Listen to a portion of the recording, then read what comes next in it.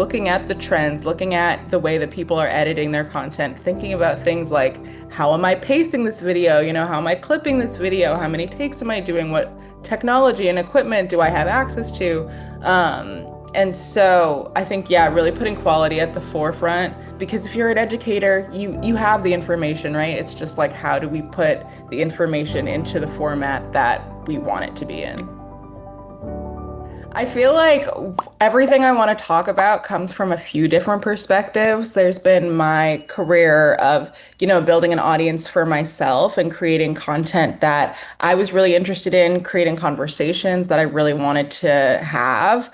And then there's also been the approach of helping a lot of different sexual wellness companies with their social media presence. And so that can look like, adjusting strategy based on like company ethos and like what is it that, a company in this space is really trying to say and wanting to put out there, beyond just selling products. Like what does brand awareness look like when a lot of our brands are so ethics forward? And then there's the perspective of running my own small nonprofit and building a social media strategy from the ground up, thinking a lot about what that looks like now operating in the youth ed space and like what our branding is going to look like and what it is that we want to get across. And so, yeah, combining all of those different perspectives, I feel like I really started on social media during COVID, like at the beginning of COVID. That was kind of when I turned from writing to wanting to initiate conversations through somewhere that I thought was even more accessible, which was, social media platforms that we're all on all the time anyways. And I feel like as much as I was learning and am always learning about sex and sexuality, I was also really starting to understand the algorithms and like they're ever changing, and that can be as much fun, I think, as, any other sort of continued learning and strategizing. And of course, the complete opposite flip side is like all of the online censorship that we deal with and just the anxiety that that can cause. I know it firsthand. I know it very, very well. Um, and so there are, tons of best practices if you're in this field and you're trying to avoid censorship. But the truth of the matter is that like censorship is not equally dealt out. And that if you are a person who is marginalized, especially if you live at the intersection of different forms of marginalization, like you are more likely to experience censorship. And so I think really the sort of like antidote that I found is really just finding community and building community, and that can help you on like a realistic strategic level of like if you're ever deplatformed or if you're experiencing censorship, your community can really like stand beside you and help you out, in terms of either getting your profile back or whatever it may be, but also just like we are the only people who understand what this feels like. And so we need each other. Oh, absolutely. And I was going to ask you, what is the biggest challenge about posting on social media in the sexual health space? Do you think it is censorship? I think it is censorship. I think a close second would probably be those situations where you end up on the wrong side of the internet. I feel like every content creator's goal is to go viral, but most of the time going viral for us means really just seeing comments that are attacks on different identity points for us, or just can be really hurtful and can honestly feel like shocking to the system that some people even think the way that they do or feel the way that they do, especially if you are somebody like me who like tends to be immersed in community anyway. It's like I'm surrounded by people who are positive, and then, I hit this accomplishment or what's supposed to be an accomplishment, and my content gets seen by people who are outside of my immediate community, and now all of a sudden, I'm getting all this backlash, and it's not normal to read hurtful things about yourself, especially on the level that we are all expected to sort of just accept it when we do go viral. And so I think that sort of, yeah, hand in hand with censorship, are probably the most difficult parts to navigate. Yeah, I agree with you. It is a shock to the system, especially like if you've done a really good job building community and you've even like curated your own feeds like on social. So Yeah. where like you're seeing all of this like positive, great content.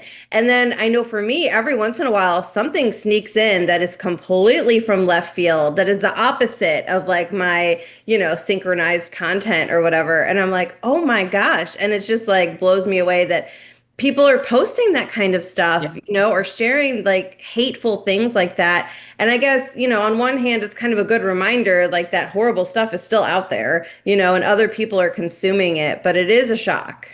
Yeah, yeah. I feel like I know about it. It feels like something I talk about in theory, like especially working with youth, thinking about the ways that I think young men in particular are susceptible to like a lot of right-wing social media, and online spaces, these online forums that can be really scary. And I'm like, yeah, that exists over there, and then I exist over here. And then when the two coincide, yeah, it's definitely a shock. Definitely. So, what do you think is your favorite thing about the intersection of social media and sexual health? Oh my gosh. My favorite thing, I think, is that you get to build a community online.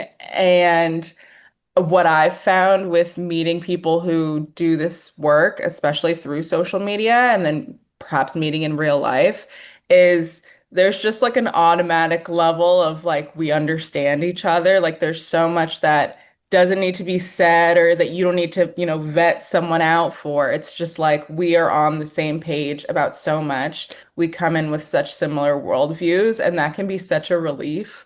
I've met some of the coolest people I know, some of my closest friends, through doing this work on social media. And so I think, yeah, when those through the screen connections become real life connections, I think that that is like the coolest thing to come out of all of this. Yes. Oh, I totally agree. Did you know a lot of people watch our YouTube videos and never subscribe to our channel? Before you finish this video, take a moment to click subscribe.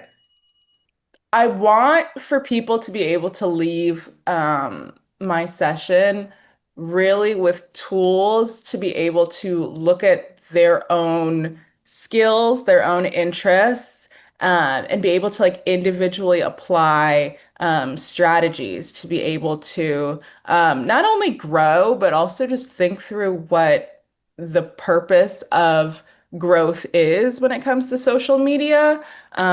If you're wanting to increase access to information that you think that people deserve access to, like that doesn't necessarily always, need a number behind it or need, yeah, like different, I don't know, accolades or a check mark or whatever. But there, yeah, is so much more to that than just, yeah, I guess other means of strategizing just to grow, to make money, to, whatever it is. And money is a part of it too, sure. But there are like lots of different reasons we can want to grow our platform. So really evaluating that and using strategies to be able to take the skills and goals and interests that you already have and be able to get from point A to point B. It's definitely a changing landscape for sure. I think that there are platforms that have, really come in and normalized paying creators outright. Unfortunately, I think a lot of the platforms that do so, on a scale are also the platforms that are most known for censorship. So it's especially hard. It's hard to get paid to post on social media in the first place. It's especially hard if you're, talking about such a taboo topic. Um, And then I think the other piece of that is brand deals, sponsorships, user-generated content, and ways that you can work with companies in the space who might be more inclined to support your message. Absolutely. But there's also tons of sort of road bumps in terms of how are these companies funded? How are they able to pay you? And sort of like different expectations different companies might have when or is ever, exposure a good form of payment? Yeah, a lot of conversations there. So I want to leave our audience with a little like bonus tip or takeaway. So if someone is like, okay, I am a sex educator, therapist, coach, I want to make money on social media. What is your like number one tip to make money on social media? My number one tip to make money on social media, I think, is focusing on the quality of your content, which to me means also keeping track of what kinds of content people outside of educators and people talking about sexuality are making. And looking at the trends, looking at the way that people are editing their content, thinking about things like how am I pacing this video? How am I clipping this video? How many takes am I doing? What technology and equipment do I have access to? And so I think, yeah, really putting quality at the forefront. Because if you're an educator, you have the information, right? It's just like how do we put the information into the format that we want it to be in? I love it. That's great advice. I've been asking fun little questions during my interviews. So, this is my fun question for you. So, what is the wildest piece of sexual health advice someone has ever given you or that you've ever seen? And, like, did you try it? Did it work? What did you think? Oh my gosh. Oh, I don't know. This is hard. This is definitely It's kind of a hard one. I think somebody probably must have told me this because I think I was just talking about this and like why wand toys are some of my favorite toys. And somebody had once told me that they can be hands free. And like you could just sort of clamp your legs around them and they can be hands free.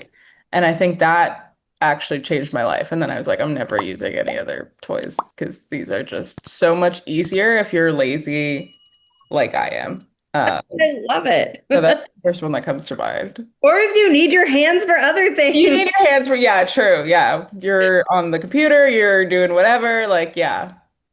I love it. That is wild. And also, like, you wouldn't think, because, like, it makes sense, like a wand, you would hold it. Like, you have to Yeah. hold it. You know, it's Yeah. not your first thought of, oh, I could, like, set this up. Okay. Yeah. I love it. Totally. Very cool. Thanks for watching our video with Tara. It was so good. So much great information. Do us a favor and share this with someone who might benefit from this information. I know you've got someone working on their social media who could really use this. Your support helps us reach more people with important sexual health information. If you're passionate about this space, we know you'll enjoy these videos, so check them out. Please like this video and subscribe to our channel. And remember, you are exceptional.